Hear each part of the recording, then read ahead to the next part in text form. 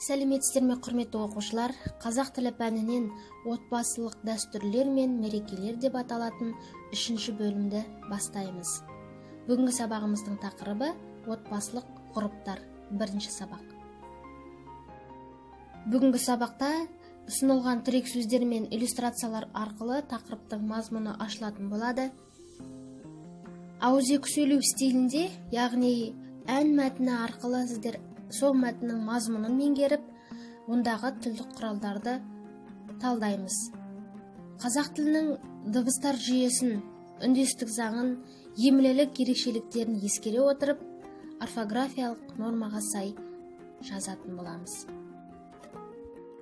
Отбасылық ғұрыптар дегенді қалай түсінесің? Абысын тату болса ас көп, ағайын тату болса ат көп деген мақалдың мағынасы қандай?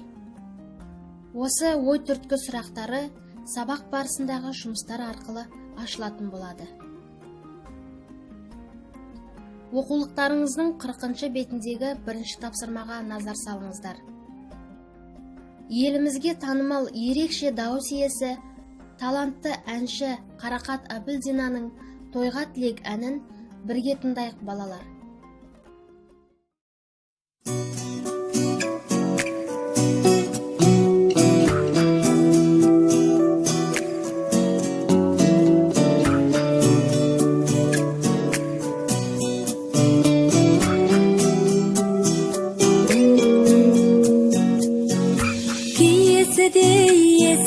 Мынау дархан даланың сендерсіңдер күйін шертіп айт өлеңін сал әнін дүниенің шамалдығын ән сап тұрып ашатын мұндай халық жоқ әлемде шуақтан нұр шашатын дала санау дана санау ошақ көрген от көрген тәй басса қырдан асса той думан қып өткерген бөліп жеген бір үзім нан көжесінде бөлішкен қызығында қайғысында ән күйменен бөліскен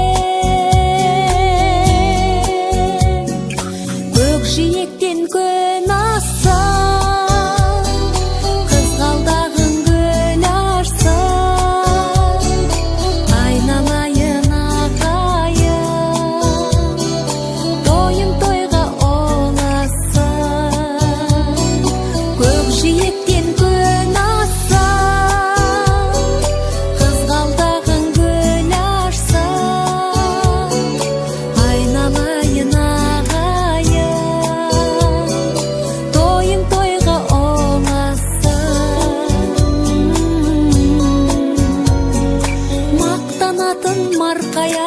азаматтар бар талай кеңейсінші көбейсінші тойларыңыз тарқамай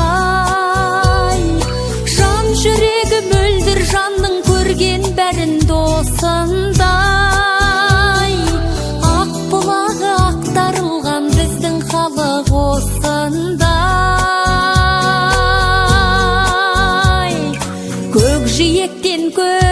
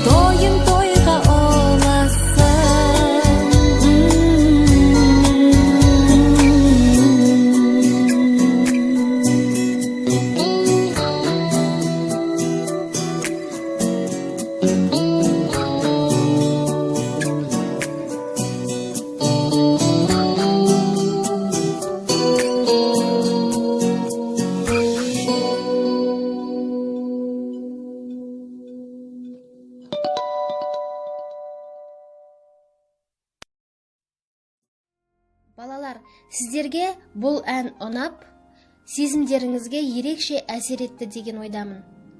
Олай болса, осы ән мәтінінде қазақ халқының қандай қасиеттері жырға қосылған? Әңгімелеп беріңіздерші.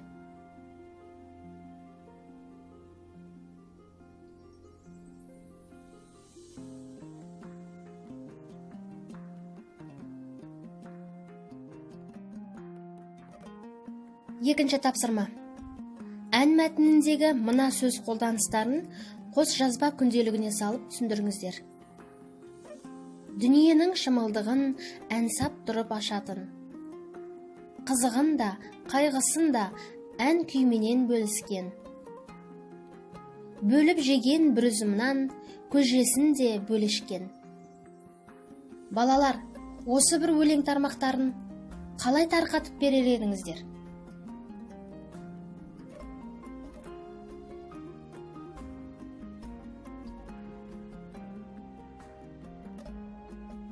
Туғанда дүние есігін ашады өлең, өлеңмен жер қойнына кірер денең дейді Ұлы Абай.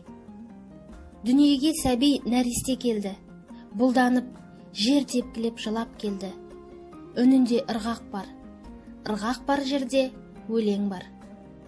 Демек, жас сәби дүниеге жылап келген жоқ, әндетіп, өлең айтып келді. Ес жиып үлгермеген сәби нәрестенің өзі өлең айтқасын, өзгелерге не жорық? Енді естиярлар ән салып, өмір түп түгел өлеңге айналды да кете барды. Әлдейлеу ән, әлпештеу ән, ер жеткізу ән, қыз ұзату ән, келін түсіру ән. Бірі бесік жыры болса, бірі жар, бірі беташар, бәрі ән. Ол олма, адамның өмірі ғана емес, өлімінің өзі өлең. Жоқтаудың өзі өлең ән. Қазақ халқы түрлі зұлмат кезеңдерді бастан өткерді. Бүтінін бөліп, жартысын жарып беріп, аман есен бейбіт күнге жетті. Кең пейілділік пен қолындағы ашықтық, мейірбан меймандостық, кішіпейілділік қасиеттер халқымыздың бойына дархан даламыздың кеңдігінен дарыды.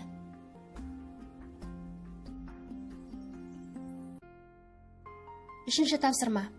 Ән мәтініндегі сөздерде буын және дыбыс үндестігі сақталған ба? Ән мәтінінде буын үндестігі толықтай сақталған. Өйткені барлық сөздер бірыңғай жуан, бірыңғай жіңішке жасалған. Дыбыс үндестігі. Бірнеше дыбыс үндестігін кездестіруге болады. Шымылдығы. Бұл жерде түбір мен қосымшаның арасындағы кейінді ықпал. Қатар тұрған екі дыбыстың екіншісі, яғни ы дыбысы, шымылдық сөзіндегі қ дыбысын ұяң ғыға айналдырып отыр. Той думан ғып. Бұл жерде ғып деген сөзіміз қылып деген сөздің қысқарған түрі. Сөз бен сөздің аралығындағы ілгерінді ықпал. Өйткені ілгері тұрған н дыбысы қатаң қ дыбысын ғыға айналдырады. Үшінші, бөлешкен. Сөз бен сөздің аралығындағы кейінді ықпал. Бөле ішкен деген сөздегі айтылу кезінде е дыбысы түсіріледі. Сіздер бұл жерде екінші тұрған і дыбысының әсерінен болып отырғанын көріп байқап отырсыздар. Қызығын. Бұнда да түбір мен қосымшаның аралығындағы кейінді ықпал. Екінші тұрған ы дыбысы, яғни тәуелді жалғауының үшінші жағы. Өзінің алдындағы қ дыбысын, қызық сөзіндегі қ дыбысын ұяң ғыға айналдырып отыр. Келесі сөзіміз көкжиек. Бұл түбір мен түбірдің аралығындағы, яғни біріккен сөз аралығындағы кейінді ықпал. Қатар тұрған екі дыбыстың, яғни екінші тұрған ж дыбысы алдыңғы қатаң к дыбысын өзіне ұқсатып ұяң г-ге айналдырады. айтылу кезінде әрине. Қызғалдағың. Бұнда да алдыңғы сөздердегідей түбір мен қосымшаның аралығындағы кейінді ықпал. Ақ бұлағы. Сөз бен сөздің аралығындағы ілгерінді ықпалды байқаймыз біріншіден.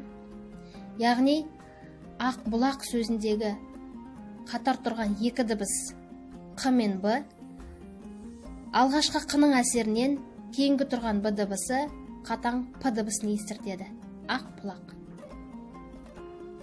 Яғни, ілгерінді ықпал. Ал екінші түрі ақ бұлағы. Бұнда